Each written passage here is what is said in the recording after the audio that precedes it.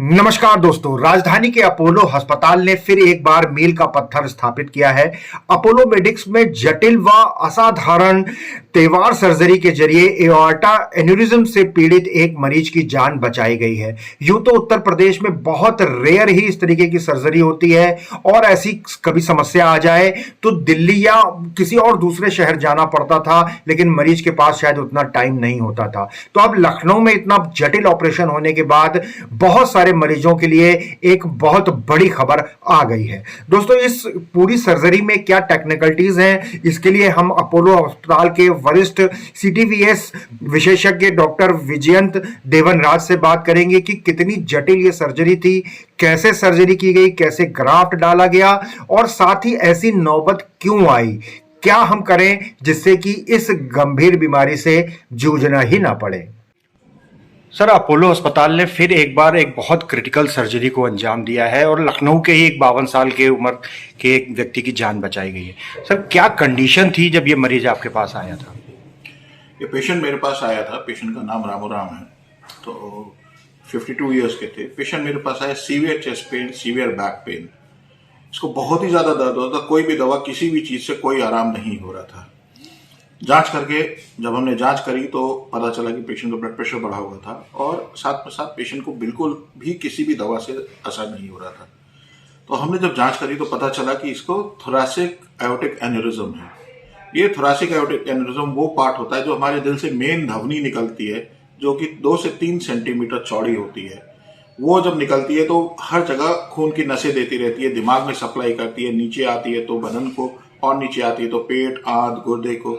तो ये जो छाती वाला हिस्सा है वो पेशेंट का बहुत ही चौड़ा हो गया था। अमूमन ये 3 सेंटीमीटर का होता है, 2 से 3 सेंटीमीटर बोले। इस पेशेंट का 8 सेंटीमीटर जितना चौड़ा हो गया था। 5 सेंटीमीटर के ऊपर हमारी किताबें यहाँ और विदेश में कहती हैं कि कभी भी फट सकता है। इसका तो 8 सेंटीमीटर हो गया था। खास बात यह लंबाई में भी बहुत ज्यादा था, बहुत ही बड़ा था, करीब 18-19 सेंटीमीटर जितना लंबा था। तो जब हमने जांच करी तो पता चला कि इसको माइक्रो लीक्स भी हो रहे हैं, धीरे धीरे लीक भी हो रहा है ब्लड। तो ये उम्मीद हो गई कि ये कभी भी फट सकता है। आईसीयू में एडमिट किया हमने, पेन को कंट्रोल किया, एंजाइटी को दूर किया और सबसे पहले काम किया इसके ब्लड प्रेशर को नीचे रखना, जिससे कि और लीक ना हो और ये फटे नहीं। इससे पहले हम कुछ कर पाए, क्योंकि ये अगर फट जाएगा तो हमारे पास 15-20 सेकंड भी नहीं होंगे कि हम कुछ कर पाए। तो हमने आईसीयू में इंटेंसिव मैनेजमेंट किया पेशेंट का। उसके बाद हमने प्लान किया कि इसमें हमारे को तेवर करना है। तेवर एक प्रोसीजर है जो कि thoracic endovascular treatment of aortic repair है। पैर से इस प्रोसीजर में हम छाती नहीं खोल के पैर की मेन धमनी से जाते हैं। ये जो दिल से मेन धमनी गई है, ये हर जगह जैसे ब्रांच करती है, पैरों को भी यही सप्लाई करती है, तो इसी के कंटिन्यूएशन में। तो हमने सोचा पैर की धमनी से हम जाएंगे। पैर की धमनी, राइट पैर की धमनी को हमने इस्तेमाल किया, जिसको कि हम फ्यूमरल आर्टरी कहते हैं। वहां से हमने अपने सारे वायर्स पास किए और उसके बाद वहीं से हमने एक स्टेंटेड एओर्टिक ग्राफ्ट, जो कि एक टाइटेनियम युक्त ग्राफ्ट होता है, उसको हमने डिजीज एओर्टा के अंदर डाला। ये हमने हेल्दी एओर्टा में 3 सेंटीमीटर का रखा। उसके बाद नीचे आया, ये 20 सेंटीमीटर का था। 20 सेंटीमीटर का, क्योंकि 3 सेंटीमीटर ऊपर लग गया, इतना लंबा होने के कारण हम इसे कवर नहीं कर पा रहे थे। हमने खैर पहले ही प्लान किया हुआ था कवर नहीं होगा, तो हमने प्लान किया था aortic graft in aortic graft, that is aortic stented graft in a aortic stented graft। तो हमने 2 ग्राफ्ट इस्तेमाल किए। दूसरे ग्राफ्ट को हमने ओवरलैप किया, पहले को अंदर डाला, दूसरे को हमने 5 से 8 सेंटीमीटर नीचे से लगाना शुरू किया और ये सेल्फ एक्सपैंडेबल होता है, उसको लाके जो नीचे वाली हेल्दी एओर्टा है वहां तक लगाया। तो अब जो खून है नॉर्मल एओर्टा से लेके नॉर्मल एओर्टा में जाने लगा और जो बल्ज था उसके अब वहां पे खून बिल्कुल भी लीक नहीं हो रहा। डॉक्टर साहब, कितना समय लगा इस सर्जरी में? समय हमारे को करीब 2.5 घंटा से 3 घंटा लगा इस ऑपरेशन में। कितना चैलेंजिंग था, क्योंकि ग्राफ्ट आप डाल रहे हैं और एक तरफ फट भी रहा है, लीकेज भी हो रहा है। ये बहुत ही ज्यादा चैलेंजिंग था। चैलेंजिंग इन द सेंस, पहली बात तो इतना एंजाइटी होती है। एंजाइटी इन द सेंस कि ये लीक हो रहा है, ये कभी भी फट सकता है। हमें नहीं पता कि हम आईसीयू से कैथ लैब में, ऑपरेशन थिएटर में शिफ्ट करें तब फट जाए, तो एक एंजाइटी होती है। दूसरी बात, जब हम प्रोसीजर करते हैं तो ये इसकी वॉल इतनी थिन हो चुकी होती है कि एक छोटा सा भी कुछ लग जाएगा तो ये रप्चर कर सकता है।